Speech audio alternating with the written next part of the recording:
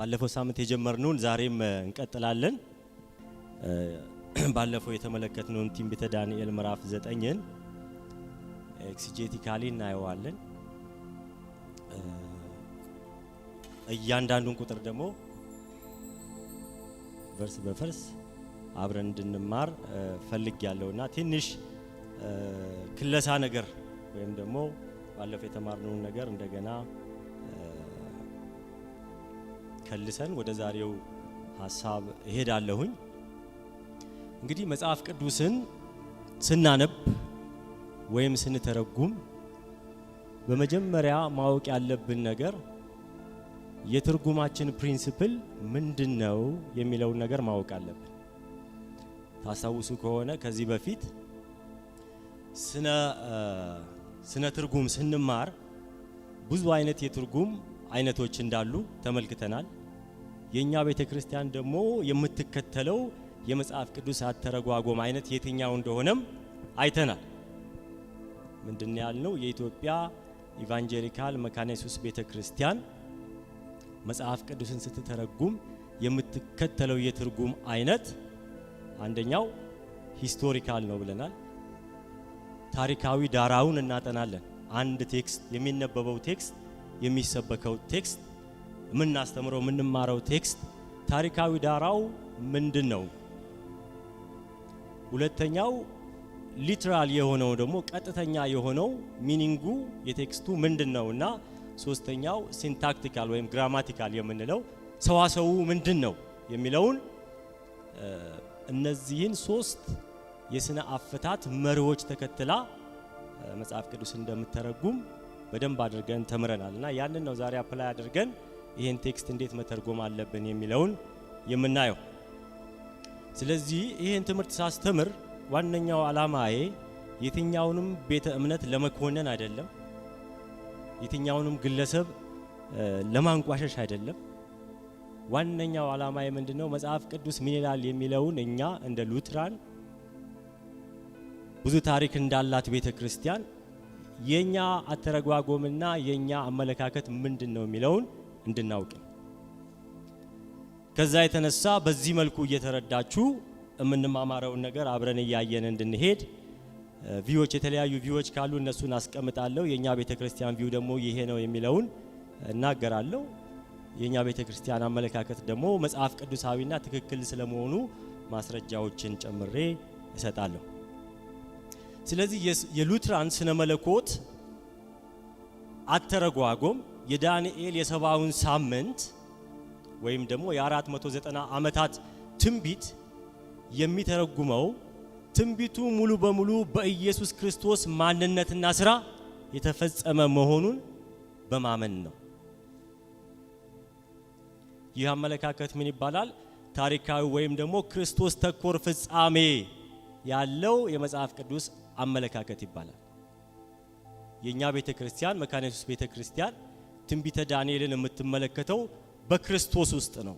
ክርስቶስ ይሄንን ትንቢት ሙሉ በሙሉ እንደፈጸመው በሱ ማንነትና ሥራ ላይ የተፈጸመ መሆኑን በማመንና በማመን ብቻ ነው።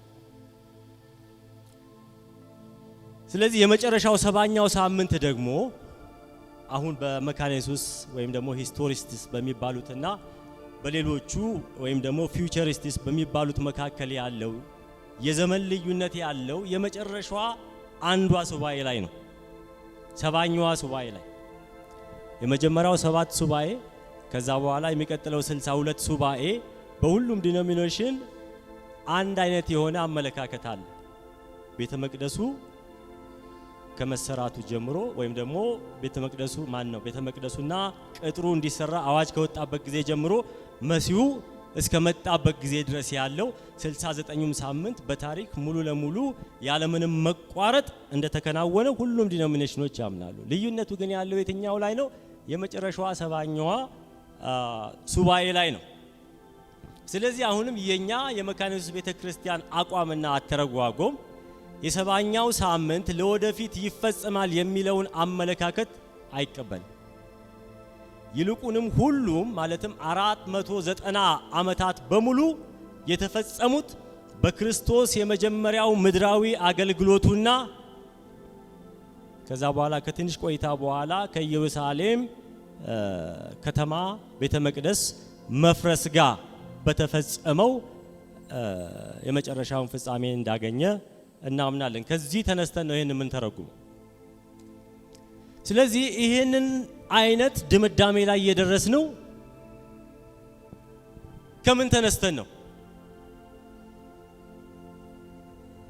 ኮንቴክስት ማተርስ ያልነው ለዚህ ነው። ሂስትሪው ምን ይላል? ግራመሩ ምን ይላል? ሲንታክሱ ምን ይላል? ሊትራል የሆነው ሪዲንጉስ ምን ይላል? የምናነበው የመጽሐፍ ቅዱስ ክፍል ያለበት ኮንቴክስት ኢሚዲየት ኮንቴክስት የሚባል። ኢሚዲየት ኮንቴክስት ማለት ከላይ ያለውና ከታች ያለው ያ የምንናገርበት የመጽሐፍ ቅዱስ ክፍል የሚናገረው አጠቃላይ ትንቢተ ዳንኤል መጽሐፍ የሚናገረው የነቢያት መጽሐፍቶች የሚናገሩት ብሉይ ኪዳን የሚናገረው አዲስ ኪዳን የሚናገረው 66ቱም መጽሐፍ የሚናገሩት በሙሉ ኮንቴክስት ይባላል። ስለዚህ አንድን ትምህርት ወደ ድምዳሜው ወደ ትርጉሙ ድምዳሜ ዶክትሪን ስናወጣ ከዚህ አኳያ ነው እንጂ የምናየው አንዷን ጥቅስ ብቻ ቆንጥለን አውጥተን አናይም ማለት ነው። ስለዚህ የዳንኤል ትንቢት የተነገረበት ኮንቴክስት ምንድነው የሚለውን ነገር ዛሬ በደንብ ማየት ያስፈልገናል። ዳንኤል ትንቢቱን የተናገረበትን ኮንቴክስት ስትመለከቱ አሁን ያነበብኩላችሁ ወይም ደግሞ ባለፈው ሳምንት ያየነው ምዕራፍ 9 ከቁጥር 24 እስከ ስንት ነው ያየነው? እስከ 27 ነው። ምዕራፉ ግን ይሄ ቁጥር ብቻ አይደለም ያለው። ከቁጥር 1 ጀምሮ እስከ ቁጥር 23 ድረስ ዳንኤል በእግዚአብሔር ፊት ያለቅሳል። ዳንኤል ራሱ ያለው ቤት ነው ብያችኋለሁ። በግዞት ነው ያለው። ባቢሎናውያን ለመጀመሪያ ጊዜ መተው ኢየሩሳሌምን ከበው ኢየሩሳሌምን መተው ወደ ምርኮ ከወሰዷቸው ጎበዛዝቶች ውስጥ አንዱ እሱ የመጀመሪያው ነው። በ605 ዓመተ ዓለም ባቢሎናውያን በሶስት ጊዜ ነው እስራኤላውያን አጥቅተው ድራሿን ያጠፉት። በመጀመሪያ በ605 ዓመተ ዓለም መጡ። ሁለተኛ ላይ በ597 እንደዚሁ ድጋሚ ሁለተኛ ጊዜ ህዝቡ አልመለስም ሲል ነቢያቶች ሲናገሩ አልሰማ ሲሉ ለሁለተኛ ጊዜ መተው ህዝቡንና ከተማቸው እንደመቱ በአጠቃላይ ግን መጨረሻ ላይ በ586 ዓመተ ዓለም ላይ ሙሉ በሙሉ መቅደሱም ቅጥሩም እንደፈረሰ ታስታውሳላችሁ። ስለዚህ የይሁዳ ንጉስ ኢዮአቄም እየገዛ በነበረበት ጊዜ ነው ባቢሎናውያን በመጀመሪያው ጦርነታቸው ዳንኤልን ከሌሎች ወጣት መኳንንቶች ጋር ታስታውሳላችሁ። ዳንኤል መጽሐፍ ላይ ሲድራቅ ሚሳቅና አብድናጎም ጋር አጠቃላይ በንጉሱ አደባባይ እንዲያገለግሉ ወደ ባቢሎን የተወሰዱ። ይህንን ዳንኤል ምዕራፍ 1 ላይ ከቁጥር 1 ጀምሮ እስከ 6 ብትመለከቱ ታገኛላችሁ። ስለዚህ አሁን ዳንኤል ያለው በግዞት ነው። መጀመሪያ በባቢሎናውያን ተወሰደ። የባቢሎናውያን መንግስት ደግሞ በፐርሺያውያን መንግስት ሲገረሰስ እንደገና ደግሞ የፐርሺያን መንግስት ሲያገለግል ነበረ ከነ ሲድራቅ ሚሳቅና አብድናጎም ጋር ሆኖ። ስለዚህ ይቃትታል፣ ያለቅሳል። ከቁጥር 1 እስከ 23 ስትመለከቱ በእግዚአብሔር ፊት በንስሐ ያለቅስ ነበር። ለምንድን ነው የሚያለቅሰው? ለሁለት ነገር ነበር የሚያለቅሰው። አንደኛ ስለ ተስፋው ህዝብ እግዚአብሔር ሆይ ህዝብህን እባክህ ምን አድርግ? ነፃ አውጣ። ከባቢሎን ባርነት ከፐርሺያውያን ባርነት ህዝብህን ምን አድርግ? ነፃ አውጣ። ባሪያ እንዲሆን አይደለም ህዝብህን የጠራው። ባሪያ እንዲሆን አይደለም ህዝብህን ከግብጽ ባርነት ያወጣው። ከአንድ ባርነት አውጥተህ ወደ ሌላ ባርነት ልታገባው አይደለም ለህዝብ ቃል ኪዳን የገባው ብሎ በእግዚአብሔርና ህዝቡን ወክሎ በእግዚአብሔር ፊት ያለቅስ ነበር። ሁሉንም ምዕራፍ ስትመለከቱ በሚያሳዝን ሁኔታ በእግዚአብሔር ፊት የአባቶቹን ኃጢአት፣ የራሱን ኃጢአት፣ የነቢያቶችን ኃጢአት፣ የሃይማኖት መሪዎችን ኃጢአት በእግዚአብሔር ፊት በንስሐ ያቀርብ ነበር። ስለዚህ አጠቃላይ ጸሎቱ ምንድነው? ስለ ሁለት ነገር ነው። አንደኛ ኢየሩሳሌምን እግዚአብሔር ከተማዋን እንዲያስብ፣ ሁለተኛ የይሁዳ ህዝብ ከስደቱ ምን እንዲሆን እንዲመለስ። የዚህ መጽሐፍ ቅዱስ ትርጉምም ከነዚህ ከሁለት ነገሮች የዘለለ ሊሆን አይችልም። ምን ያግደናል? ምን ይለጉመናል? ወይም ሉጋም ፈረስ ወደ ፈለገበት አቅጣጫ እንዳይሄድ ምን ይደረግበታል? ሉጋም ይደረግበታል። ይህን መጽሐፍም ስንተረጉም ወደ ፈለግነው አቅጣጫ እንዳንለጥጠው ሉጋማችን ምንድነው? ሂስቶሪካል ኮንቴክስቱ ነው። ሂስቶሪካል ኮንቴክስቱ ደግሞ ዳንኤል ስለ ተስፋይቱ ምድር ስለ ኢየሩሳሌም ያለቅሳል፣ በእግዚአብሔር ፊት ይማልዳል። ከዛ በኋላ ደግሞ ስለ ተስፋው ሕዝብ ስለ ይሁዳ ያለቅሳል። የዳንኤል ሕዝብ እነማን ናቸው? የአይሁድ ሕዝብ ናቸው፣ የእስራኤል ወገኖች ናቸው። የዳንኤል ከተማዋ የትኛዋ ናት? ኢየሩሳሌም። ይቺ በታሪክ የተጠቀሰችው በጂኦግራፊ ላይ ያለችው ሚድል ኢስት ላይ ያለችው ቅድስቲቷ ከተማ። ከዛ በኋላ እግዚአብሔር የዳንኤልን ጸሎት ሰማውና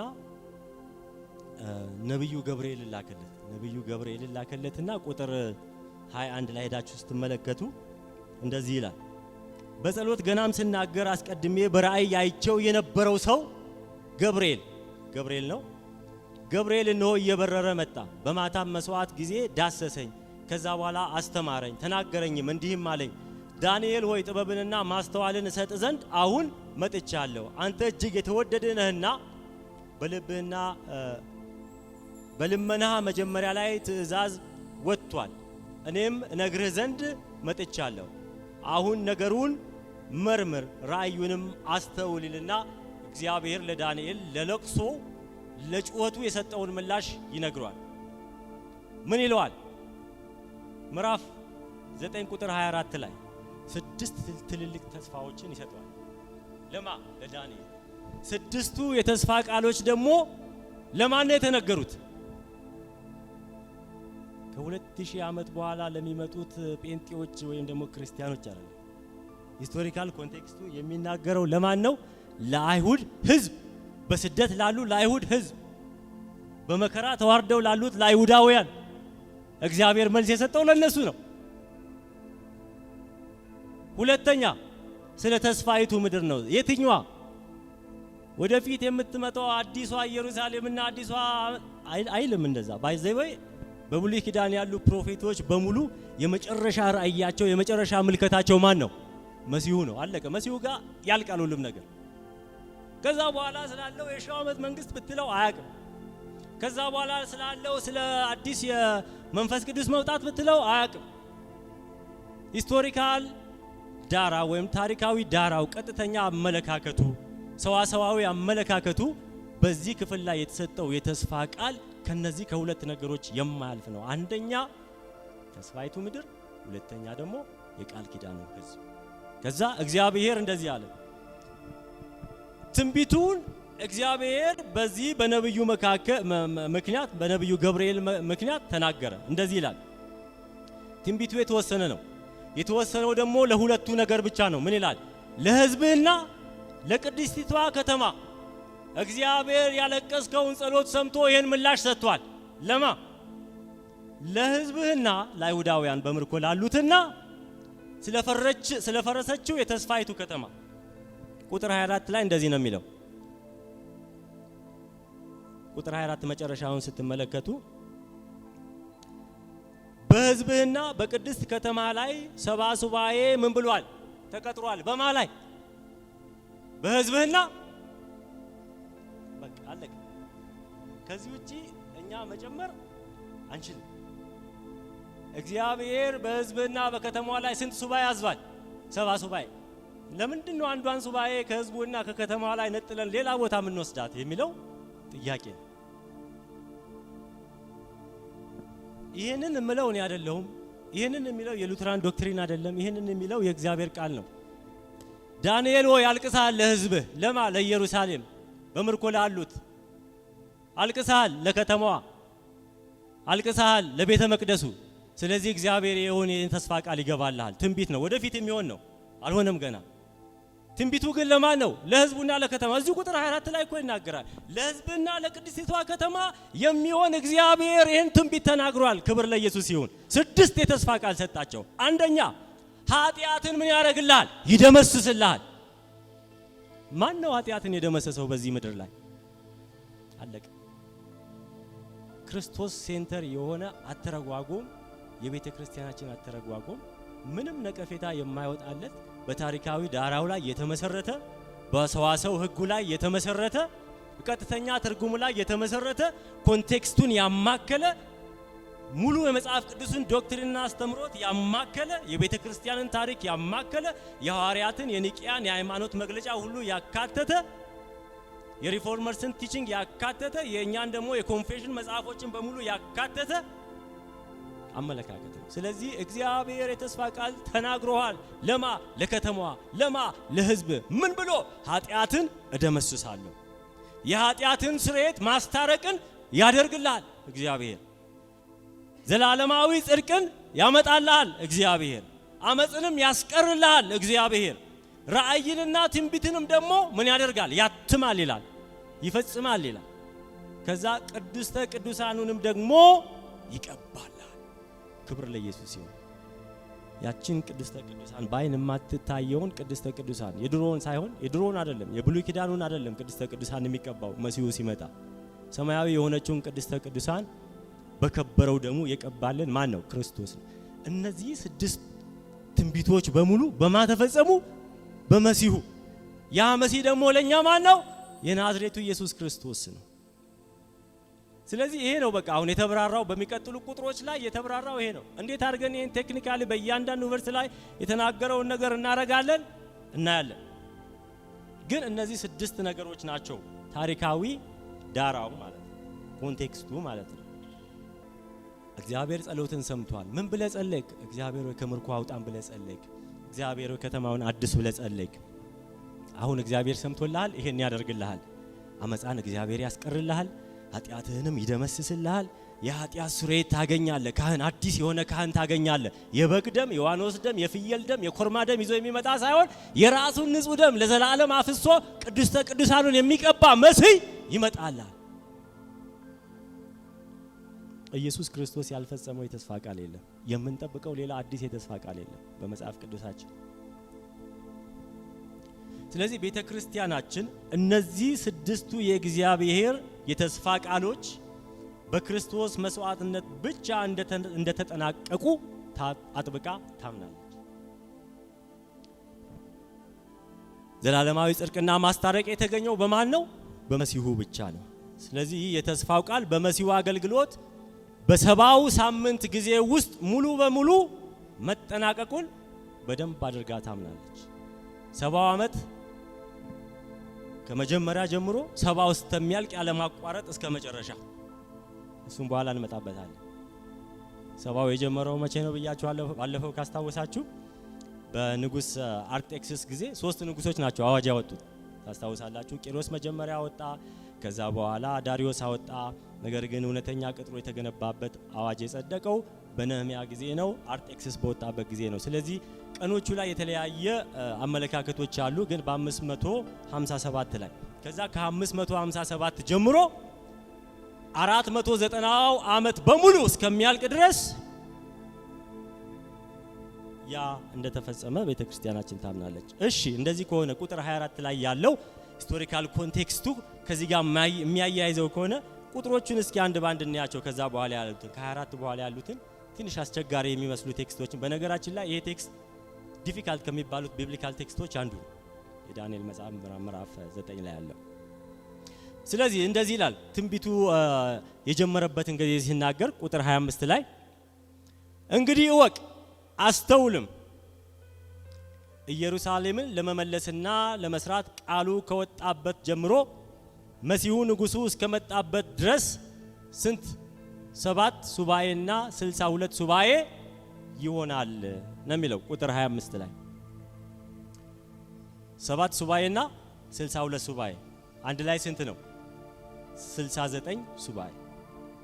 ያ ማለት ምንድነው? ሶስተኛው አዋጅ በትክክል የጀመረው በንጉስ አርጤክስስ ዘመን ነው ብያችኋለሁ።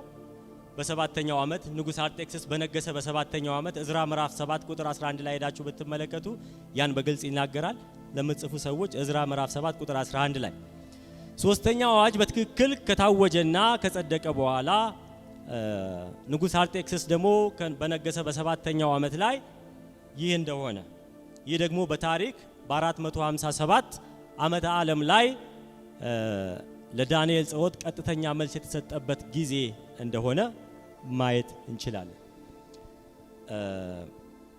ከ457 ዓመተ ዓለም ጀምሮ 69 ሱባኤ ማለት ስንት ማለት ነው? 483 ዓመት ማለት ነው። ምክንያቱም እያንዳንዱ ሱባኤ በስንት ይባዛል? በ7 ይባዛል። 69 ሲባዛ 7 እኩል ይሆናል 483። ንጉስ ዳሪዮስ አዋጅን ካወጣበት ጊዜ ጀምሮ 483 ዓመት ስትቆጥሩ ስንት ላይ ትደርሳላችሁ? 27 ዓመተ ምህረት ላይ ትደርሳላችሁ ማለት ነው። ዓመተ ዓለም አይደለም፣ እዚህኛው ስንት ነው? 27 ዓመተ ዓለም ላይ ካልኩሌት ስታደርጉት ድምሩ ስንት ነው? 457 ሲደመር 27 እኩል ይሆናል 484። የተነገረው ግን ስንት ነው? 483። ስለዚህ ከዚህ ከ484 ላይ ስንት ዓመት ትቀንሳላችሁ?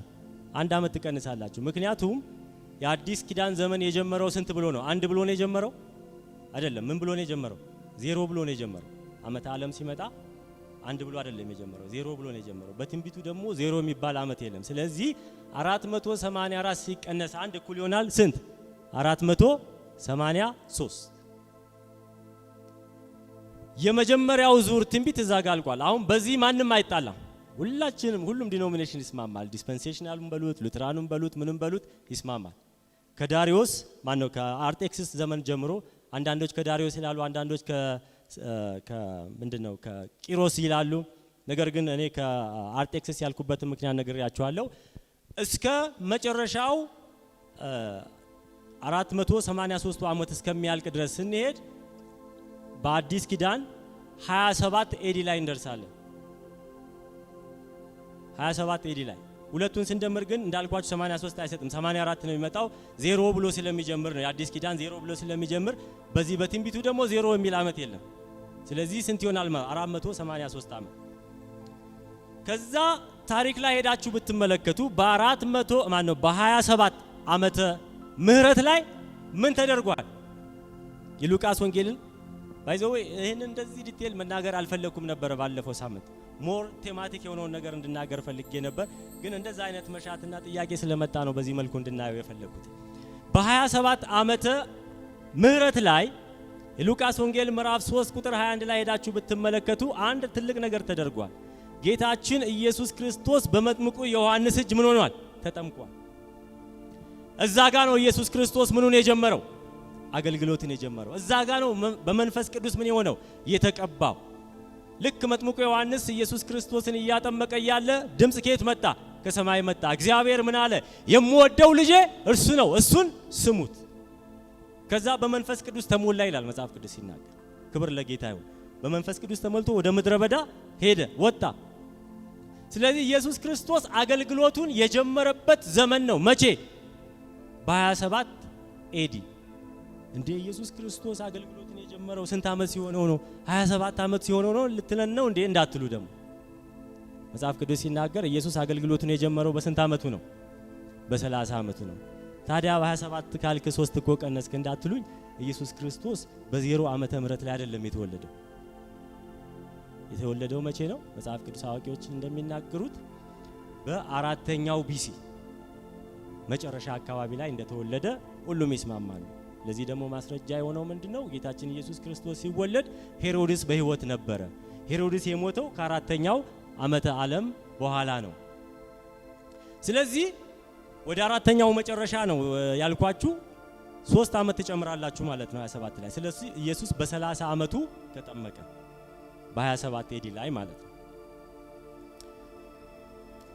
ከዛ በኋላስ እንግዲህ አሁን ይሄ ቁጥር 25 ላይ ያለው ነው አሁን የተናገረው። መጀመሪያ 24 አወራን። ቁጥር 25 ላይ 69ኙ ሱባኤ እንዴት እንደሚጠናቀቅ ነው። ይሄ 69ኙ ሱባኤ ግን የሚጠናቀቀው ሁሉም እንደሚያውቁት ቁጥር 26 ላይ እንደዚህ ይላል።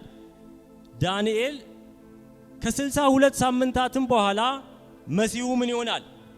ይቆረጣል ወይም ደግሞ ይሰቀላል። እዚህ ላይ ያለውን ላንብብላችሁ። ቁጥር 26 ላይ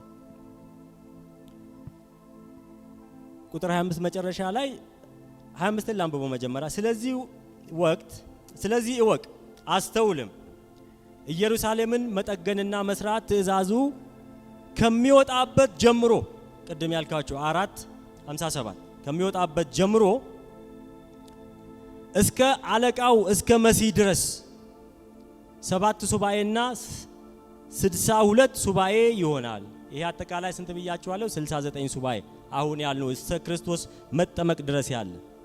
ከዛ እርሷም በጭንቅ ዘመን ከጎዳናና ከቅጥር ጋር ትሰራለች። ስለማን ነው የሚያወራው? ስለ ኢየሩሳሌም መሰራት ነው የሚናገር። ከዛ 26 ላይ እንደዚህ ይላል፣ ከ62 ጊዜ 7 በኋላ መሲህ ምን ይሆናል? ይገደላል። ያ ማለት መሲሁ ይመጣል ማለት ነው። የሚመጣው ግን መቼ ነው? ከ62ቱ ሱባኤ በኋላ መጀመሪያ 7 ሱባኤ አለ። ከዛ በኋላ 2 ሱባኤ አለ። ማን ነው 62 ሱባኤ አለ። 62ቱ ሱባኤ ካለቀ በኋላ ማለት ምን ማለት ነው? ከ69 ማን ነው ከ62ቱ ሱባኤ በኋላ የሚቀጥለው ሱባኤ ምንድን ነው? 70ኛው ሱባኤ ነው። ለምን? 7ቱ ሱባኤ መጀመሪያ አለ። ከዛ በኋላ 62ቱ ሱባኤ አለ። አንድ ላይ ስንት ነው? 69 ሱባኤ። ከ69 ሱባኤ በኋላ መሲሁ መጣ ማለት መቼ መጣ ማለት ነው? 70ኛው ሱባኤ ላይ መሲሁ መጣ። ክብር ለኢየሱስ ይሁን። ካልኩሌሽኑ ገባችሁ? በኋላ ማለት ምን ማለት ነው? የዕብራይስጡ ቃል በኋላ ማለት በኋላ ነው። እኔ ከማክሰኞ በኋላ እመጣለሁ ካልኳችሁ ማክሰኞ እመጣለሁ ማለት ነው። ማክሰኞ ምሳ ሰዓት እመጣለሁ ማለት ነው። ማክሰኞ ማታ እመጣለሁ ማለት ነው። ከማክሰኞ በኋላ እመጣለሁ ካልኩኝ ማክሰኞ በኋላ የሚጀምረው መቼ ነው? ከሮብ 1 ሰዓት ጀምሮ ነው። ስለዚህ ማክሰኞ አልቆለታል። ማመጥቷል? ሮብ መጥቷል። እዚህ ቁጥር 26 ላይ በግልጽ የሚናገረው ስለዚህ እወቅ አስተውል።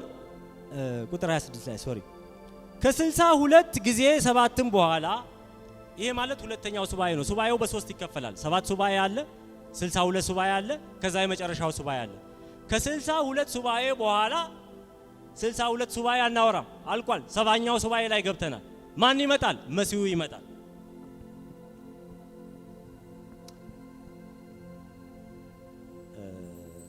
እንግዲህ በኋላ ማለት ምንድነው ብያችኋለሁ። ባለፈው ስናገር ምን ብያለሁ? የኛ ቤተክርስቲያን መጽሐፍ ቅዱስ አተረጓጎማ ታሪካዊ ዳራውን በደንብ አድርጋ ታያለች። ሊትራል ቀጥተኛ ትርጉሙ ምን እንደሆነ እሱንም ታያለች። ሰዋሰውንም ታያለች። በ69ኛው ሱባኤ ወይም ደግሞ ከ62ኛው ሱባኤ በፊት ወይም ደግሞ በ67ኛው ሱባኤ ጊዜ መሲሁ ይመጣል ተብሎ ቢጻፍ ኖሮ ያ አተረጓጎም ትክክል ነበር። በኋላ ነው የሚለው። በኋላ ማለት 69ኙም ሱባኤ ካለቀ በኋላ 70ኛው ከጀመረ በኋላ ይመጣል ማለት ነው። እሰይ እሱ እንዳለው መጥቷል። ከዛ በኋላ ምን ይላል? ላንብበው። ስለዚህ እወቅ አስተውል፣ ኢየሩሳሌምንም መጠገንና መስራት 26 ላይ ከ62 ጊዜ 7 በኋላ መሲሁ ምን ይሆናል? ይገደላል። በ70ኛው ሱባኤ ላይ ማለት ነው። አገዳደሉ እንዴት እንደሆነ እናያለን። በእርሱም ዘንድ ምንም የለም። የሚመጣው ማለቃ ሕዝብ ከተማይቱንና መቅደሱን ያጠፋል። ፍጻሜውም በጎርፍ ይሆናል፣ እስከ መጨረሻም ድረስ ጦርነት ይሆናል ይላል። እንግዲህ አንደኛው ነገርኳችሁ፣ መሲሁ መጥቷል። መቼ? ከ62 ሱባኤ በኋላ። ያ ማለት 70ኛው ሱባኤ ከጀመረ በኋላ። ከዛ ይሄ የሚመጣው ጠላት የተባለው ደግሞ ምን ያደርጋል ይላል? ከተማይቱን መቅደሱን ያጠፋሉ። ፍጻሜውም በጎርፍ ይሆናል፣ እስከ መጨረሻም ድረስ ጦርነት ይሆናል። እስራኤላውያን በዚህ በውድቀት አዙሪት ውስጥ ስለሚሄዱ ቤተ መቅደሱ ይሰራል፣ እንደገና ይቃጠላል። ቤተ መቅደሱ ይሰራል፣ እንደገና ይቃጠላል። ይሄ የሚያሳየው ከተማይቱ ትሰራለች። ከተሰራች በኋላ ግን በኋላ መልሶ ህዝቡ ደግሞ ኃጢአተኛ ስለሚሆን እንደገና ያቺ ከተማ መቅደሷም ከተማዋ ምን ይሆናል? ይቃጠላል። መቼ ነው የሆነው? በ70ኛው ኤዲ በሮማውያን። ለምን? እስራኤላውያን አሁን አደጋ ላይ መጡ። ድሮ እግዚአብሔርን ነበር አንታዘዝም እያሉ ያሉት፣ ህጉን ነበር የሚጥሱት። አሁን ግን ማንን ገደሉ? መሲሁን ገደሉ። ያን ጊዜ አጥፊው ይመጣል። የሮማው ንጉስ በቲቶ ጀነራል ቲቶ ነው እየመራ ሄዶ ኢየሩሳሌምን በ70ኛው ኤዲ ያጠፋው። የሁለተኛው ቤተ መቅደስ መጥፋት አካላዊና ቁሳዊውን ውድመት፣ ረሃብና ጦርነት እንደሆነ ታሪክ ስትመለከቱ 1.1 ሚሊዮን አይሁዳውያን ናቸው በስደት ወደ አውሮፓ ወደ ሮም ሀገር የተወሰዱት። በሰባኛው ሴንቸሪ በሰባኛው ዓመተ ምህረት ኢየሩሳሌም መቅደሷም ከተማዋም ሲፈርስ ረሃብ ነበረ፣ በሽታ ነበረ፣ የእርስ በርስ ጦርነትም ነበረ በአይሁዳውያን መካከል። እግዚአብሔር ያንን ቁጣ በምድሩ ላይ አመጣ። መሲሁን ምን ስላደረጉት? ስለገደሉት።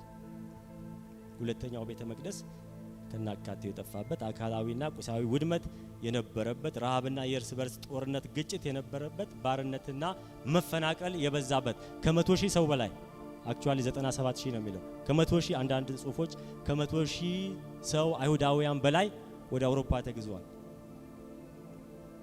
በኋላ ላይ በታሪክ ምን እንደገጠማቸው የቅርብ ጊዜ ታሪክ እንደሆነ ሁላችንም እናውቃለን። ስለዚህ ቁጥር 26 ላይ ከ62 ጊዜ በኋላ መሲሁ ይገደላል። መቼ? በሰባኛው ሱባኤ ማለት ነው፣ በመጨረሻው ሱባኤ። እንግዲህ ይሄ ሰባኛው ሱባኤ በኋላ መጣበታለሁ። ልክ 69ኛው ሱባኤ እንዳለቀ የትኛው ይቀጥላል? ሰባኛው ሱባኤ ይቀጥላል። የሚቆይበት ምክንያት የለም። ይቆያልም አልተባለም። በዚህ መልኩ ደግሞ ትንቢት ቆይቶ የትኛውን ቦታ ላይ አላየንም። እስካሁን 2000 ዓመት ቆይቷል። ከዚህ በኋላ 4ም 5ም ሺህ ዓመት ሊቆይ ይችላል እንደነሱ አተረጓጎም ከሆነ። ስለዚህ ያ መጽሐፍ ቅዱሳዊ አይደለም። መጽሐፍ ቅዱሳዊ ስላልሆነ ሰባው ሱባኤ በታሪክ እናምናለን፣ ታሪካዊ ዳራውን እንከተላለን፣ ኮንቴክስት እናያለን። ሰባው ሱባኤ 1 ዓመት ብሎ የሚጨርሰው የቱ ጋር ነው? 490 ላይ ነው። ያለምንም መቋረጥ፣ ያለምንም ጋፕ፣ ያለምንም መዝለል። እሱም በኋላ መጣበታለሁ። 26 ላይ ልድገመው። ከ62 ጊዜ ሱባኤ በኋላ መሲሁ ይገደላል። መሲሁ ከተገደለ በኋላ በእርሱም ዘንድ ምንም የለም። የሚመጣው ማለቃ ህዝብ ከተማይቱና መቅደሱን ያጠፋል። ፍጻሜውን በጎርፍ ይሆናል። እስከ መጨረሻም ድረስ ጦርነት ይሆናል። ጥፋትም ምን ብሏል? ተቀጥሯል። መቼ? በዛ በሰባኛው ሱባኤ። በማ ላይ? በአይሁዳውያን ላይ። አሁን እዚህ ጋር በአይሁዳውያን ነው። በኋላ ደግሞ በአጥፊው ላይ ይመጣል። በአይሁዳውያን ለምን? መሲሁን ምን ስላደረጉ? ስለገደሉ። መሲሁን ስላልተቀበሉ፣ የመጣውን ጌታ ኢየሱስ ክርስቶስ አሳልፈው ስለሰጡ። ከዛ ቁጥር 27 ላይ እንግዲህ እስካሁን 26 እንጨርሻለን። ቁጥር 27 ላይ እርሱም ከብዙ ሰዎች ጋር ጽኑ ቃል ኪዳን ለአንድ ሱባኤ ያደርጋል። መቼ? ከ69ኛው ሱባኤ በኋላ። ማን ነው ለአንድ ሱባኤ ይህንን ቃል ኪዳን የሚያደርገው? ጌታችን ኢየሱስ ክርስቶስ። በመጽሐፍ ቅዱሳችን ላይ ሰይጣን ዲያብሎስ ወይም ደግሞ አንቲክራይስት ቃል ኪዳን ያደርጋል የሚል አጋዥ ጥቅስ ፈልጌ አላገኘውም እስካሁን። ዲያብሎስ አንቲክራይስት ቃል ኪዳን ሰባሪ፣ ቃል ኪዳን የማያቅ የሐሰተኛው የዲያብሎስ ተገዢ አባት ነው እንጂ ከማንም ጋር ምንም ቃል ኪዳን የሚያደርግ ፍጥረት አይደለም። በዛ መልኩ የሚተረጉሙ ሰዎች ስላሉ፣ ስለዚህ ቃል ኪዳን ለአንድ ሱባኤ ያደርጋል። በሱባኤው እኩሌታ መስዋዕቱን ቁርባኑን ያስቀራል። አሁን እዚህ ጋር ነው በደንብ ልብ ብለን ማየት ያለብን። እርሱም ይላል ቁጥር 27ን ሲጀምር እርሱም ይላል። እርሱም የሚለው ምንድነው? ፕሮናውን ነው አይደለ? ሬፈረንቱ ማን ነው? ወይም ደግሞ አንቲሲደንት ይባላል በእንግሊዘኛው ግራመር ስንመለከት። መጀመሪያ ኮመን ኔም ይጠቀስና ወይም ፕሮፐር ኔም ይጠቀስና በኋላ ላይ እየተደጋገመ ሲሄድ አድጋሚው አንባቢውን ወይም ደግሞ አድማጩን እንዳያሰለች ያ ኮመን ኔም በምን ይተካል? በፕሮናውን ይተካል ማለት ነው። ስለዚህ አሁን እሱ እያለ የሚናገረው ቁጥር 24 ላይ የተጠቀሰው መሲሁ፣ ቁጥር 25ም ላይ የተጠቀሰው መሲሁ፣ ቁጥር 26ም ላይ የተጠቀሰው መሲሁ ኢየሱስ ነው። አንዳንድ እንግሊዘኛ መጽሐፎችን ስትመለከቱ ግራ እንዳያጋባ ሂ የሚለውን በምን ጽፈውታል? በካፒታል ሌተር ጽፈውታል። ዲቫይን የሆነውን ክርስቶስ መሲሁን እንደሆነ ለመጠቆም። ስለዚህ ከብዙዎች ጋር ጽኑ ቃል ኪዳን ለአንድ ሳምንት ያደርጋል። በሳምንቱም እኩሌታ መስዋዕቱንና ቁርባኑን ያቀርባል። ያ እርሱ የተባለው ማን ነው? ኢየሱስ ክርስቶስ ነው። በዚህ ጥቅስ ውስጥ ቃል ኪዳኑን የሚያጸናው የትኛው ነው? ቃል ኪዳን በነገራችን ላይ ቃል ኪዳኑን ያጸናው እኮ መጀመሪያ ላይ የተነጋገርነው 6ቱን የተስፋ ቃል እኮ የተገባውን ቃል ኪዳን ነው ያጸናው። እንዴት አድርጎ ነው አንቲክራይስት ወይም ደግሞ ሐሰተኛው ክርስቶስ እነዛን 6 ቃል ኪዳኖች የሚፈጽመው? አይችልም። እርሱ የተባለው ሐሰተኛው ክርስቶስ ሳይሆን ማን ነው? መሲሁ ነው። ኢየሱስ ክርስቶስ ነው። ቃል ኪዳን ያደርጋል። ከህዝቡ ጋር ቃል ኪዳን ያደርጋል። ቃል ኪዳን ደግሞ ያደረገው ምን በማድረግ ነው? የራሱን ደም በማፍሰስ ቃል ኪዳን አደረገ። ስለዚህ በዚህ ጥቅስ ውስጥ ቃል ኪዳኑን የሚያጸናው ከቁጥር 24 እስከ ቁጥር 26 ላይ ዋናው ርዕሰ ጉዳይ የሆነው መሲሁ ኢየሱስ ክርስቶስ እንጂ የወደፊቱ ጸረ ክርስቶስ አይደለም ብላ የኛ ቤተክርስቲያን ታስተምራለች፣ መጽሐፍ ቅዱስም ይናገራል።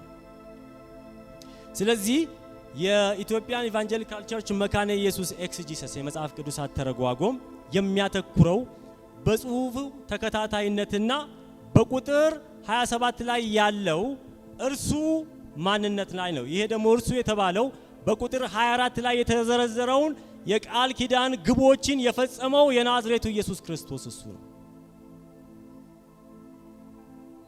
ቃል ኪዳንን ማጽናት ሐሰተኛው ክርስቶስ አይችልም፣ መጽሐፍ ቅዱሳችንም አይናገርም። ኢየሱስ ግን ምን ብሏል?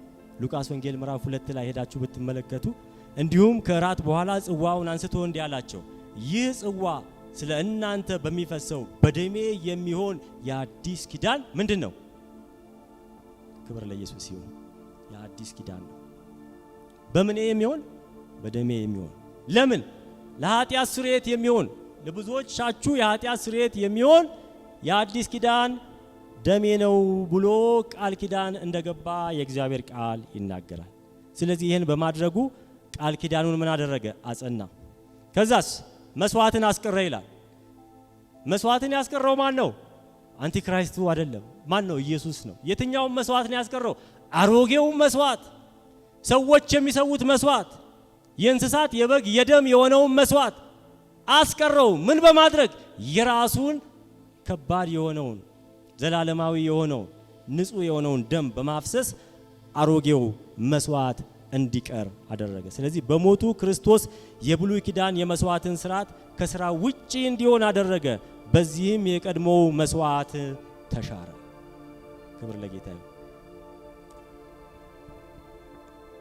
ስለዚህ እዚህ ክፍል ላይ ቁጥር 27ን ሲጀምር እርሱ የሚለው ማንነት በክርስቶስ ኢየሱስ ላይ የሚያተኩር ክርስቶስን ማዕከል ያደረገ አመለካከት እንዳለ የኢትዮጵያ ኢቫንጀሊካል ቸርች መካነ ኢየሱስ አመለካከቷ ይሄ እንደሆነ በቁጥር 27 ላይ ቃል ኪዳንን የሚያጸናው እርሱ የተባለው በቁጥር 26 ላይ የተጠቀሰው መሲሁ ክርስቶስ ኢየሱስ እንጂ ወደፊት የሚመጣው ጸረ ክርስቶስ አይደለም። ክርስቶስ ከሕዝቡ ጋር ኪዳን እንደሚያደርግ የአዲስ ኪዳን መጽሐፍ ብዙ የሚናገሩ አሉ፣ ዕብራውያንን ጨምሮ። ስለዚህ የዕብራይስጡ ጽሑፍ የጊዜ ክፍተት እንደሚያስፈልግ አይነግረንም። በኋላ የሚለው የዕብራይስጡን ቃል ስትመለከቱ በኋላ ነው። ከ62ኛው ሱባኤ በኋላ በ7ኛው ሱባኤ ኢየሱስ መጣ፣ ቃል ኪዳን አደረገ ከሕዝቡ ጋር። በደሙ ቃል ኪዳኑን ምን አደረገ? አሮጌውን የመስዋዕት ቃል ኪዳን ሻረ፣ አዲስ ኪዳንን አደረገ። ለኃጢአት ስርየት የሚሆን አዲስ ኪዳንን አደረገ። ስለዚህ የዕብራይስጡ ጽሑፍ የጊዜ ክፍተት እንደሚኖር አይናገርም፣ የጊዜ ክፍተትም እንዳለ አይናገርም። 490 ዓመት ሊኒየር ተከታታይ የሆነ ጊዜ እንደሆነ በግልጽ ይናገራል። እንግዲህ ክፍተት ማስገባት ከየትኛው ሱባኤና ከየትኛው ሱባኤ ማለት ነው? ከ69ኛውና በ70ኛው ሱባኤ መካከል ክፍተት ማስገባት። የስንት ዓመት ክፍተት? የስንት ዓመት ክፍተት? እስካሁን የ2000 ነው አይደል? ምናምን 3ም ሊሆን ይችላል 4ም የማይታወቅ ዓመት ክፍተት በመካከል ማስገባት መጽሐፍ ቅዱሳዊ ነው ብለን አናምንም። ሌላ አጋዥ ጥቅስ እንኳን የለም። እንደው ቆንጥል አድርገን ጥቅሱን የሚደግፍ ሌላ እንኳን ብንፈልግ የለም፣ በ66 ውስጥ የለም። ስለዚህ ክፍተት ማስገባት የእግዚአብሔርን የማዳን እቅድ ከተተነበየለት ፍጻሜ የሚለይ ነው። ከዛስ 70ኛውን ሱባኤ ለሁለት ይከፍለዋል። የመጀመሪያው ሱባኤ 3 ዓመት ተኩል፣ በሰባው ሱባኤ እኩሌታ ይላል እዚሁ ላይ። እስኪ እናንብብ። እርሱም ከዚህ በኋላ እንደውም እርሱም የሚለውን ኢየሱስ እያልኩ ነው የማነበው። ክብር ለጌታ ይሁን። ኢየሱስ ከብዙ ሰዎች ጋር ወይም መሲሁ ከብዙ ሰዎች ጋር ጥሩ ቃል ኪዳን ለአንድ ሱባኤ ያደርጋል። የመጨረሻው ነው። አንድ ሱባኤ ስንት ዓመት አለው ብለናል? 7 ዓመት አለው ብለናል። ጽኑ ቃል ኪዳን ለአንድ ሱባኤ ያደርጋል። በሱባኤው እኩሌታ መስዋዕቱንና ቁርባኑን ምን ያደርጋል? ያስቀራል። የሱባኤው እኩሌታ ስንት ዓመት ነው? 3 ዓመት ተኩል። ኢየሱስ ክርስቶስ በምድር ላይ ስንት ዓመት ተኩል ነው ያገለገለው? ክብር ለጌታ ይሁን። አሜን በሉ እስቲ ሃሌሉያ። እንደው እንደዚህ ቃላቶችን ቁጥሮችን እየደመርኩ መሄድ ያልፈለኩበት የራሴ ሌላ ምክንያት ስላለኝ ነው እንጂ በቁጥሮቹን ብትመጡ የመካነ ኢየሱስ አስተምሮ፣ የሉትራን አስተምሮ መጽሐፍ ቅዱሳዊ አስተምሮ እንደሆነ ቁልጭ ያለ ነው። በሰባኛው ሱባኤ በእኩሌታው ላይ መሲሁ ምን ይሆናል? በሱባኤው እኩሌታ መስዋዕቱን ቁርባኑን ያስቀራል። ኢየሱስ በምድር ላይ ያገለገለ ቁርባኑን ማስቀረት አይችልም። መቼ ነው የሚያስቀረው? ሲሞት ነው። መስቀል ላይ ደሙ ካፈሰሰ በኋላ ነው። ክብር ለጌታ ይሁን። ከዛ በኋላ መስዋዕቱንና ቁርባኑን ያስቀራል። ከዚህ በኋላ ማንንም አይሰዋም። ከዚህ በኋላ ምንም ቁርባን የለም። ያለው የትኛው ነው? የተቀደሰው ቁርባን የጌታ ኢየሱስ ክርስቶስ ስጋና ደም። መቼ ነው ያንን ያደረገው? በሰባኛው ሱባኤ እኩሌታ ላይ 3 ዓመት ተኩል ኢየሱስ ካገለገለ በኋላ ሞተ። የሚቀረው የመጨረሻው ምንድነው? መስዋዕቱንና ቁርባኑን ያስቀራል። በርኩሰትም ጫፍ ላይ አጥፊው ይመጣል። አጥፊው ማን ነው? ኢየሱስ ነው አትሉኝም? መቼም እዚህ ጋር አጥፊው ማን ነው? አጥፊ ብሎ ያው አጥፊ ነው። ይሄ አጥፊ ማን ነው? ሐሰተኛው ክርስቶስ ነው እንዳትሉ፣ ሐሰተኛው ክርስቶስ ጋር የሚሄድ ነገር የለም ብያችኋለሁ። ይሄ አጥፊው ማን ነው? የሮማ መንግስት ነው። የኢየሩሳሌምን ቤተ መቅደስ በሰባኛው ሴንቸሪ መጥቶ ምን ያደረገው? ያጠፋው።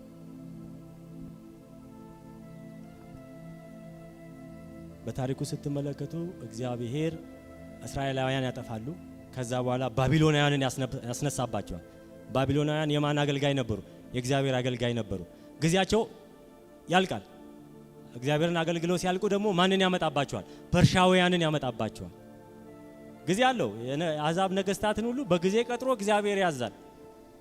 ስለዚህ ይሄ አጥፊው ያጠፋው ማንን ነው? ቤተ መቅደሱን ያጠፋው፣ የእስራኤልን ሕዝብ ያን የቃል ኪዳን ሕዝብን ያጠፋው። ለምንድን ነው ያጠፋው? እግዚአብሔር ፈቅዶለት ነው። ለምን ፈቀደለት?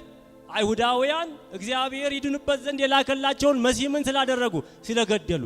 ለሱ ለራሱ ደግሞ ቀን ተቀጥሮለታል። ለማ? ለሮሙ ንጉስ። በታሪክ ውስጥ የሮም ንጉስ እንዴት ተደርጎ እንደተንኮታኮተ ታሪክ ማንበብ ይቻላል። ለአጥፊው ለራሱ ደግሞ ቀን ተቀጥሮለታል።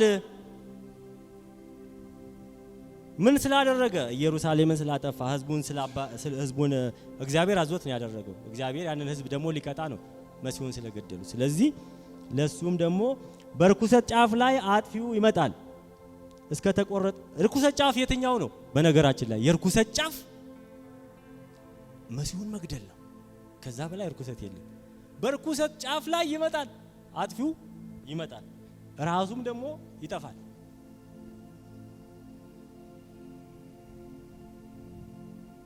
ከዛ በኋላ መቅሰፍት ይሆናል፣ በአጥፊውም ላይ የእግዚአብሔር ቁጣ ይፈሳል ይላል። የሮም መንግስት እንዴት ሆኖ እንደተንኮታኮተ በታሪክ የምናውቀው። ስለዚህ የመጨረሻዎቹ 3.5 ዓመታት እነዚህ ዓመታት ኢየሱስ ክርስቶስ የተሰዋበትን ጊዜና ከዛ በኋላ ያለው ሰብሲኩዌንት ጥፋት እንደሆነ በታሪክ የምናየው ነው። እንግዲህ ይሄ ሊኒየር የሆነውን ሂስቶሪካል ኮንቴክስቱን ጠብቆ የሄደ የመጽሐፍ ቅዱስ አፈጻጸም ነው። ስለዚህ አሁን ልዩነቱን ኮምፔር አድርጌ ልንገራችሁ። በማና በማ? በሂስቶሪስትና በፊውቸሪስት። ሂስቶሪስት የሚባሉት እንደ መካኒስት አይነቶቹ ናቸው። ፊውቸሪስት የሚባሉት ደግሞ እንደ ዲስፔንሴሽናል አስተማሪዎች ናቸው። ልዩነታቸው ይሄ ነው። የሰባው ሱባኤ ዓላማ ለሂስቶሪስቶቹ ወይም ደግሞ ታሪክን ላይ ትኩረት የሚያደርጉት ሁሉም 6ቱ ዓላማዎች በቁጥር ምዕራፍ 24 ላይ የተጠቀሰው የተስፋ ቃል በክርስቶስ የመጀመሪያው ምጽአት ክርስቶስ በአካል በስጋ በመጣበት ጊዜ በሰባው ሳምንታት ውስጥ ምን ተብሏል? ተፈጽሟል የሚል ነው። ክብር ለኢየሱስ ይሁን። ሌሎቹ ደግሞ ፊውቸሪስትስ የሚባሉት ደግሞ የነሱ ቪ ምንድነው? ከተነገሩት ከ6ቱ ትንቢቶች ውስጥ ጥቂት ዓላማዎች ብቻ በክርስቶስ ተፈጽመዋል። ቀሪዎቹ ገና ወደፊት ለሚመጣው ለ7 ዓመት ዘመን መጠበቅ አለባቸው የሚሉ ናቸው። እኔ ይህንን ፍርዱን ለእናንተ ነው መተው። ቪዎቹን ግን እዚህ ያስቀምጣለሁ። ሁለተኛው ስለ ጊዜ ቀጣይነት ስናወራ ሂስቶሪሲስቱ ወይም ደግሞ የኛ ቤተክርስቲያን 70 ሳምንታት 70 ሲባዛ 7 ዓመታት 490 ዓመት ማለት ነው። አንድ ወጥ የሆነና ተከታታይነት ያለው የማያቋርጥ የጊዜ ወቅትን የሚያሳይ ነው ይላሉ። ፊውቸሪስቶቹ ደግሞ የሚሉት ምንድነው? ከ69ኛው እስከ 70ኛው ሳምንት ባለው ጊዜ ውስጥ የ2000 ዓመታት ከ2000 ዓመት በላይ ነው። እንደውም ገና ነው። አሁን መጻቱም ገና ስላልመጣ የመጀመሪያው መነጠቅ ገና በእነሱ አስተምሮ የመጀመሪያውን መነጠቅ ገና መቼ እንደሚሆን አናውቅም። አሁን ባለው ጊዜ ግን 2000 ዓመት ነው። ከ2000 ዓመት በላይ የሚቆይ የዘመን ክፍተት አለ። ፕሮፌቲክ ጋፕ የሚባለው ያ ደግሞ የቤተ ክርስቲያን ዘመን የሚባለው ክፍተት ተጨምሯል ይላሉ። ከዛ እኩሌታው ላይ ደግሞ ስንመጣ የሳምንቱ እኩሌታ የሚያመለክተው ለነኚህ ለሂስቶሪሲስት የሳምንቱ እኩሌታ የሚያመለክተው የክርስቶስን ሞት ሲሆን ይህም በአገልግሎቱ መሃል በሰባኛው ሳምንት የመጀመሪያ አጋማሽ ላይ ሆኖ በአዲስ ኪዳን ተጽፎ እናገኘዋለን። አዲስ ኪዳን ያጸናበት፣ ራሱን መስዋዕት ያደረገበት፣ አሮጌውን ኪዳን ያቆመበት፣ አሮጌውን መስዋዕት ያቆመበት፣ ቅዱስ ቅዱሳኑን በደሙ የቀባበት፣ በደልን ያስቀረበት። ክብር ለጌታ ይሁን። በጣም ብዙ ነገሮች ያስተሰረየ ያስታረቀ የዘላለም ጽድቅን ያመጣ ራእይን ትንቢትን ያተመ ይለዋል። ማህተሙን የፈታ ኢየሱስ ስሙ ለዘላለም የተባረከ ይሁን። ስለዚህ የሳምንቱ እኩሌታ ያንን ነው የሚያሳየው። እነኚህ ደግሞ ፊውቸሪስቲክስ የሚባሉት ወንድሞቻችን እህቶቻችን ምንድነው የሚሉት? የሳምንቱ እኩሌታ ጸረ ክርስቶስ ቃል ኪዳኑን አፍርሶ የትኛውን ቃል ኪዳን ከማጋ የገባውን ምን ብሎ የገባውን መቼም እዚህ ቁጥር 24 ላይ ያለውን ቃል ኪዳን አይገባም።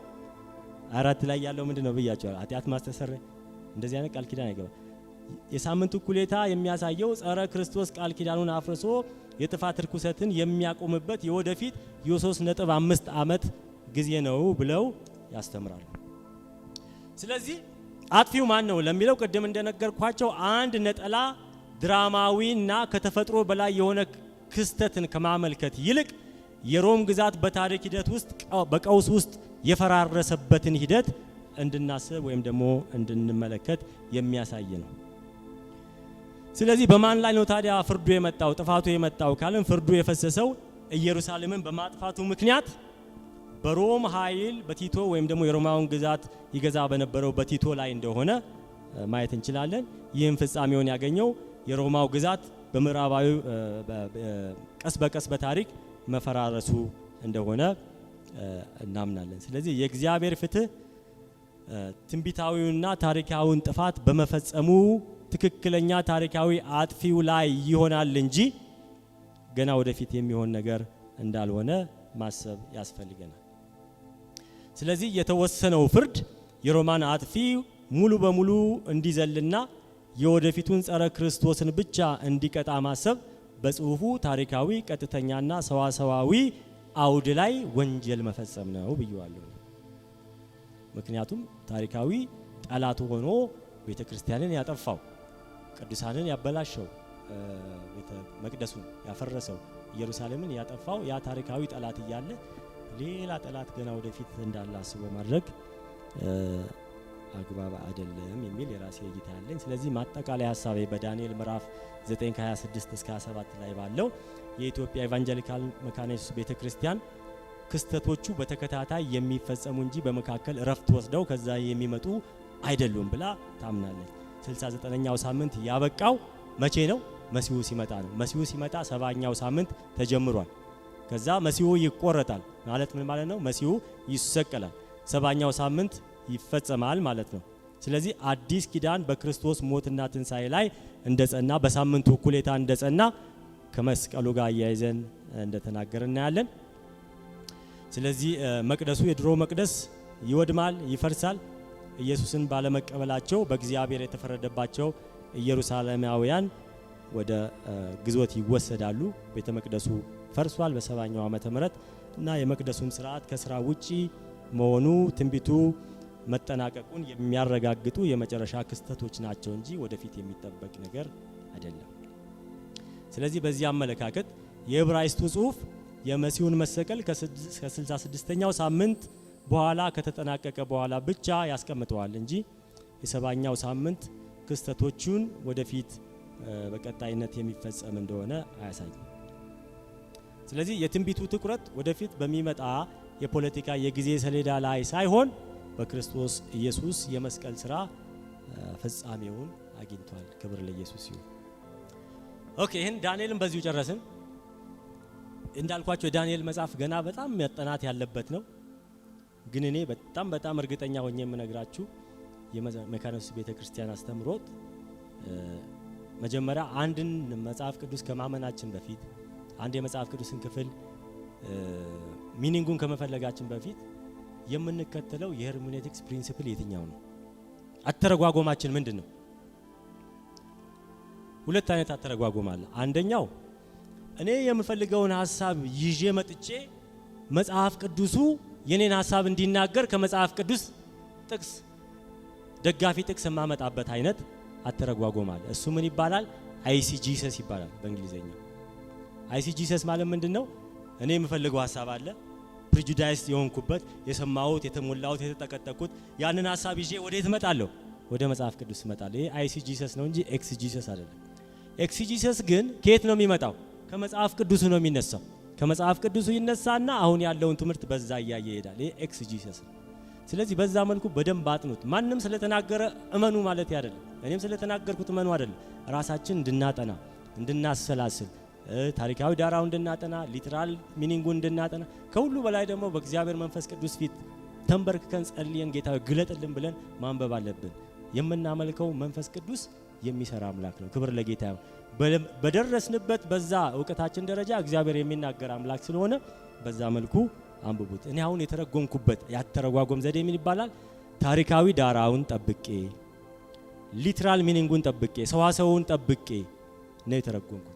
ስለዚህ ሪደር ሪስፖንድ አፕሮች የሚባል ትርጉም እንዳለ ነግሬያቸዋለሁ። ሪደር ሪስፖንድ አፕሮች ደግሞ ማለት ምንድነው?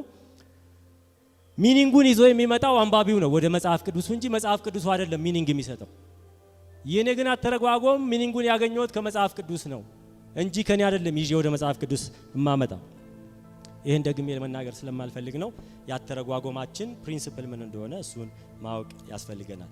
የማቴዎስ ወንጌል ምዕራፍ 24 ከቁጥር 40 እስከ 41 እና የሉቃስ ወንጌል ምዕራፍ 19 ከቁጥር 34 እስከ 37 ያለውን ነው ባጭሩ የምናገረው። ይሄ በጣም ድንቅ የሆነ ቴክስት ነው። እነኚህ ዲስፔንሴሽናሊስቶች ሲጀምሩ ይሄንን መጽሐፍ ቅዱስ ነበረ በጣም አድርገው ያቀጣጠሉት። በጣም የብዙ ባይዘዌ በዚህ አገልግሎታቸው ብዙ ሰዎች ወደ ጌታ መጥተዋል። ክብር ለኢየሱስ ይሁን። አስፈራርቶም ቢሆን አስደንግጦም ቢሆን ሰው ወደ ጌታ ከመጣ ይምጣ። ጳውሎስ ምንድን ያለው? አንዳንዱ ብቻማ ይሰበክ ኢየሱስ ይሰበክ፣ ግን ኢየሱስ ከተሰበከ በኋላ ደግሞ እውነተኛውን ወንጌል ደግሞ ማስተማር አለበት።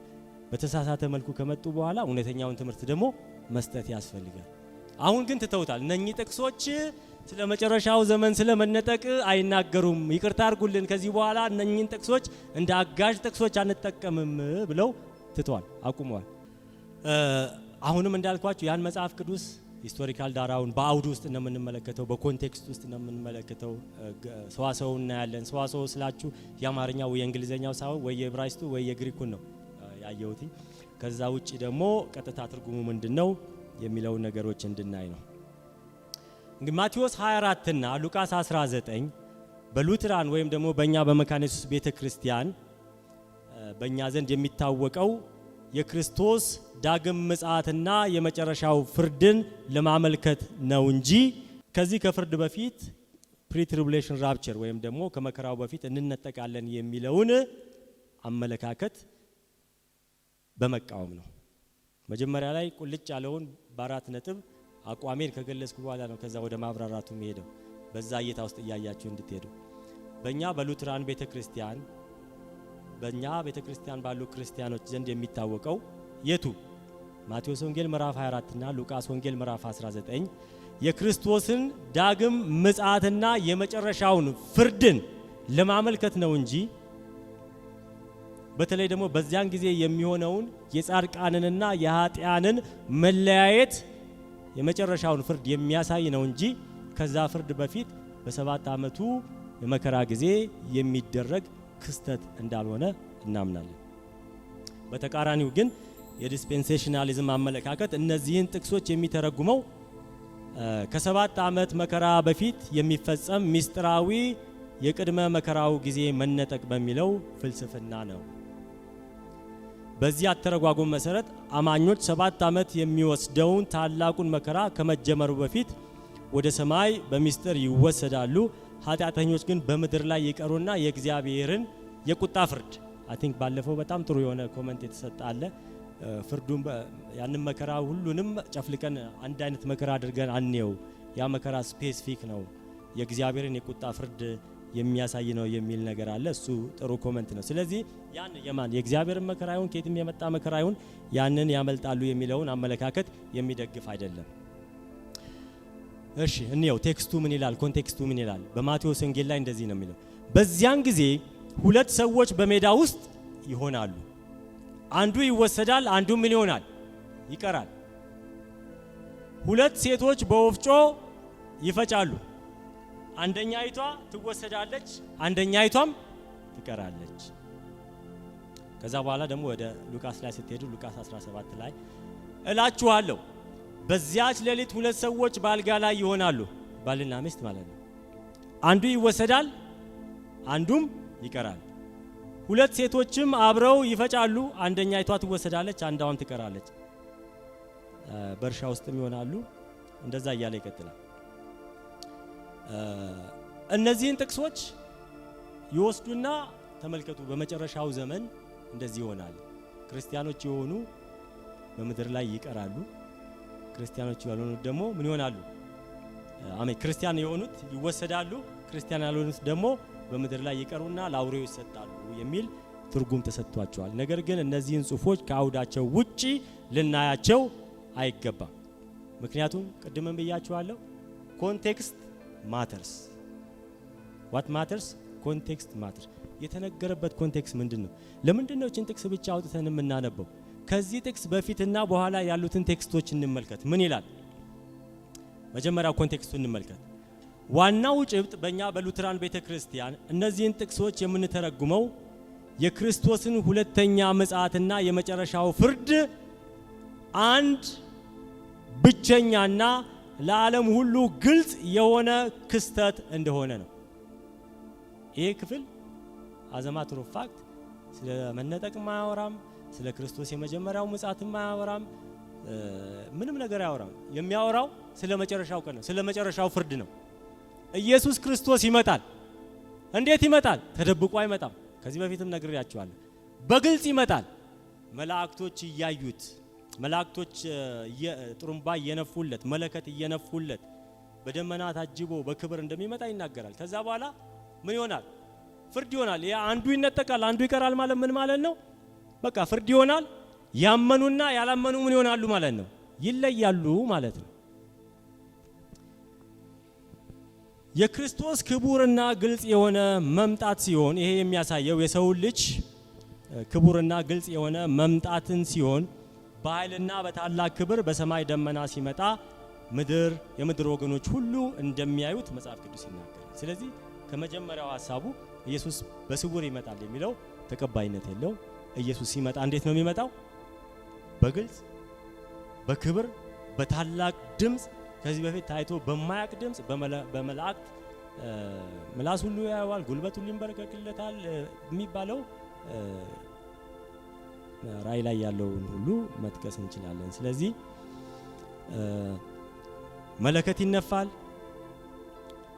የክርስቶስ ምርጦች በሙሉ ይሰበሰባሉ፣ አማኞች ማለት ነው ይሰበሰባሉ። የሚሆነው በታላቅ መጨረሻ ፍርድ እንደሆነ ወዲያውኑ የመጨረሻው ፍርድ እንደሚመጣ መጽሐፍ ቅዱስ ይናገራል። ባይዘው ያም ሲሆን ደግሞ የሞቱ ሁሉ ይነሳሉ።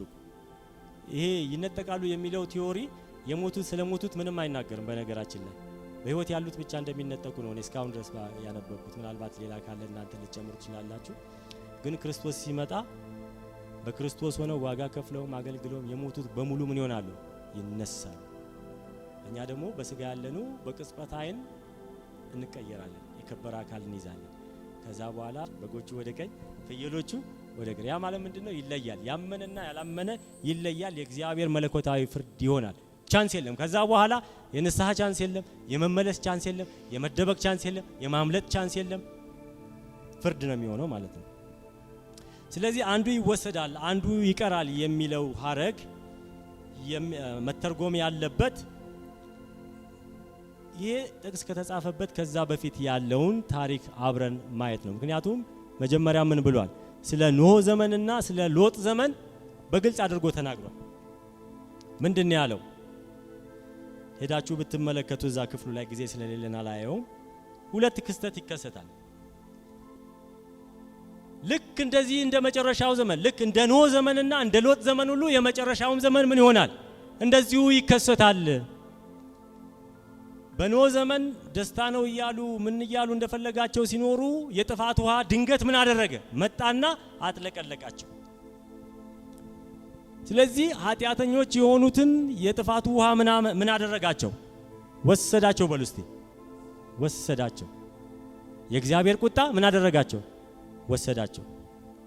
ኖህና ቤተሰቡ ግን እግዚአብሔርን ስለፈሩ እግዚአብሔርን ስለታዘዙ ምን ሆኑ? ቀሩ። አልተወሰዱም፣ ቀሩ። በተገላቢጦሹ ግን ያስተምሮት ምንድነው የሚለው? ጌታ ሲመጣ ክርስቲያን የሆኑት ምን ይሆናሉ ነው የሚለው? ይወሰዳሉ። ያ ማለት ምን ይሆናሉ ማለት ነው? ይገደላሉ ነው በኮንቴክስቱ ስትመለከት። ምክንያቱም በሎጥ ውሃ የተወሰዱት ምንድነው የሆኑት? ሞተዋል እኮ አለቀ። ስለዚህ ኢየሱስ ክርስቶስ ሲመጣም ቅዱሳን ይወሰዳሉ የሚለው አተረጓጎም በአውድና በኮንቴክስቱ ካየን ወዴት ነው የሚወሰዱት? ወደ ሞት ነው የሚወሰዱት። የቀሩት ደግሞ ምን ይሆናሉ? ይተርፋሉ። የሚተርፉት ደግሞ እነማን ናቸው? አሕዛቦች፣ ያላመኑት። በሎጥ ዘመን እንደሆነው እንዳይሆን በእሳትና በዲን የጠፉት ሰዎች የተወሰዱት ናቸው። ወዴት ነው የተወሰዱት? ወደ ሞት። እግዚአብሔር በመጨረሻው ዘመን አይወሰደን። አሜን። ያስቀረን፣ እዚሁ ያስቀረን። ምክንያቱም አውዱን ሄዳችሁ ስትመለከቱ እንደተወሰዱት እንዳትሆኑ። አሁን ይወሰዳሉ የሚለው ቅድም ነግሬያችኋለሁ፣ ቀርቷል። የቀረ ነው እኛ ነን ያላስቀረነው። እንደዛ አይሁን ነው። በኖህ ዘመን የተወሰዱት በፍርድ ነው።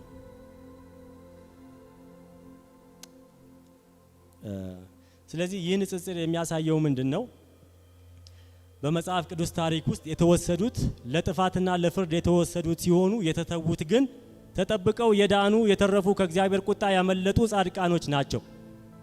ስለዚህ በማቴዎስ ወንጌል ምዕራፍ 24 እና ሉቃስ ወንጌል ምዕራፍ 17 ላይ የተወሰዱት ኃጢአተኞች ለፍርድ ሲሆን የተተዉት ግን ቅዱሱ እግዚአብሔር ለዘላለም መንግስቱ የጠበቃቸው ጻድቃን ናቸው። የት ነው የምንሄደው? አንሄድም፣ እዚሁ ነው። እግዚአብሔር ደግሞ ኢየሱስ ምን ብሏል? አዲስ ሰማይና አዲስ ምድር ይመጣል። የት? እዚህ ሊሆን ይችላል፣ ላይም ሊሆን ይችላል። የትም ይሁን ኢየሱስ ባለበት እዛ እንሆናለን። ስለዚህ የሚወሰዱት ወደ ጥሩ ቦታ እንደሄዱ አታስቡ። የተወሰዱ በሙሉ በፍርድ የተወሰዱ ናቸው። ስለዚህ ኮንቴክስቱን ማየት በጣም አስፈላጊ ነው። ለዚህ ነው ደቀ መዛሙርቱ ራሳቸው ግራ ስለገባቸው አንድ ጥያቄ ጠይቁ። ታስታውሳላችሁ? ሉቃስ ወንጌል ምዕራፍ 17 ቁጥር 37 ላይ ይወሰዳሉ ሲላቸው ጌታ ሆይ ወዴት ነው የሚወሰዱት አሉ። መንግስተ ሰማይ መስሏቸው ነው መሰለ አብረው ሊሄዱ። ከዛ ላይ ኢየሱስ ምንድን ያለባቸው? ምንድን ያላቸው? ጥንብ ባለበት በዛ ሬሳ አለ አላቸው። እንደዚህ ነው የሚለው። ላንብብላችሁ። ደቀ መዛሙርቱም ጌታ ወዴት ተወሰዱ ብለው ጠየቁት። ኢየሱስም ሬሳ ባለበት፣ የድሮ ትርጉም ደስ ይለኛል፣ አስክሬም ጥንብ ባለበት ነው የሚለው። ጥንብ ባለበት፣ ሬሳ ባለበት በዛ ምን አለ? ጥንብ አንሳ አለ፣ አሞራ አለ። ይህንን አሁን ብትተረጉሙት መንግስተ ሰማያት ነው። ጥንብና ሬሳ ምናምን ባለበት ባጭሩ በምሳሌ ተፈርዶባቸዋል። አለቀ። ፍርድ ላይ ነው ያሉት። ስለዚህ ደቀ መዛሙርቱ ወዴት ነው ብለው ሲጠይቁት ኢየሱስ ያለው ምንድነው? ሬሳ ባለበት በዚያ አሞራዎች ይሰበሰባሉ በማለት የተወሰዱት አካል ሬሳ እንደሆነና አሞራዎች ወይም ደግሞ ንስሮች የሚሰበሰቡበት ቦታ መሆኑን ይናገራል። ስለዚህ አሞራውና ሬሳው ምሳሌያዊ አነጋገር ሆኖ በፍጹም ደስታና ክብር መነጠቅን አያሳይም። የእግዚአብሔር ፍርድ እንዳለፈባቸው የሚያሳይ ነው። ይልቁንም የመለኮታዊ ጥፋትና ፍርድ ምሳሌ ነው። ይህን ከፈለጋችሁ ሄዳችሁ ማየት ትችላላችሁ። ራእይ ምዕራፍ 19 ከቁጥር 17 እስከ 21 ያለውን ክፍል አብራችሁ ማጣቀስ ትችላላችሁ። ጊዜ ስለሌለኝ እሱን አልፈዋለሁ። ስለዚህ በዛ ክፍል ላይ የሚናገረው ነገር ዋነኛው መልእክቱ ነው። አሞራውም ጥንቡንም ምንንም ለማለት አይደለም። አንድ መልእክት ነው ያለው። ጌታ ኢየሱስ አይቀርም፣ ይመጣል። ተዘጋጁ፣ ጠብቁት ነው በቃ ለቅዱሳን። ምክንያቱም ክርስቶስን መካድ ስለሚኖር ክዶ መጥፋትም ስለ ክርስቲያን ስለሆነ አንድ ጊዜ ድነናልና ለዘላለም እንድናለን የሚለው የኛ ቤተክርስቲያን አስተምሮ አይደለም። መዳንን ምን በል ነው የሚለው ፈጽም እምነታችንን አጽንተን መጠበቅ አለብን። ሐሰተኛው ክርስቶስም በሉት አሳቹም ሰይጣንም በሉት ዲያብሎስ ለመጨረሻ ይሄን በሌላ ርዕስ እናገራለን። ዲያብሎስ ለመጨረሻ ጊዜ ለጥቂት ጊዜ እንደሚፈታ ራእይ መጽሐፍ ላይ ያለና በዛ ጊዜ ቤተክርስቲያን በብዙ መከራ ውስጥ እንደምታልፍ ቅዱሳኖችም ጸንተው መኖር እንዳለባቸው መጽሐፍ ቅዱስ ይናገራልና ኢየሱስ መምጣቱ አይቀርም። ይመጣል። እንዴት ይመጣል? ድንገት እንደ ሌባ ይመጣል። የሰው ልጅ እንኳን መቼ እንደሚመጣ አያቅም። ስለዚህ ምን በሉ ተዘጋጁና ጠብቁ። ኢየሱስ ሲመጣ ፍርድ ነው የሚሆነው። መለየት አለ። አንዱ ይወሰዳል፣ አንዱ ይቀራል። አንዱ የሚወሰደው ወዴት ነው? በእግዚአብሔር ፍርድ ለዘላለም ጥፋት ይወሰዳል። ሌላኛው ደግሞ በእግዚአብሔር ምሕረት ከክርስቶስ ጋር ይቀራል። ክብር ለጌታ ይሁን። እጣ ፋንታችንን እንግዲህ ከሚቀሩት ከክርስቶስ ጋር ከሚሆኑት ያደርግልን። አሜን አይደል የሚባለው? ስለዚህ የአሞራውና የሬሳው ምሳሌያዊ አነጋገር በፍጹም ደስታና የክብር መነጠቅን በፍጹም አያሳይም።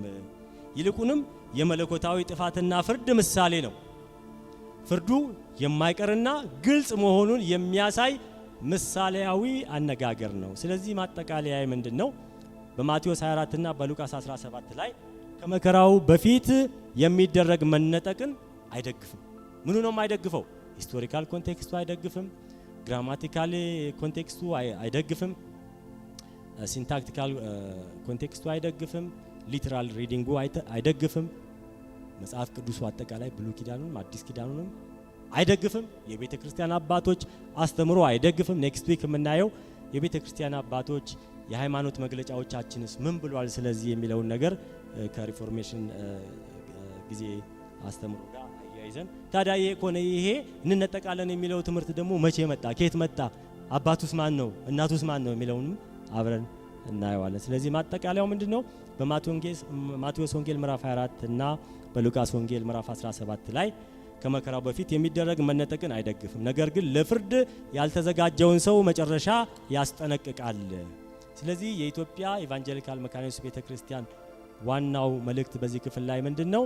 የእግዚአብሔር ልጅ የኢየሱስ ክርስቶስ መምጣት አስመልክቶ የሚከተሉትን ነገሮች ነው። አንደኛ፣ የክርስቶስ ሁለተኛ ምጽአት የአማኞችንና የማያምኑትን የመጨረሻ የመለያ እጣፋንታ የሚገለጥበት ጊዜ ነው። ስለዚህ የመጨረሻና የማይቀለበስ ባመኑና ባላመኑ መካከል መለያየት የሚደረግበት የፍርድ ጊዜ ነው።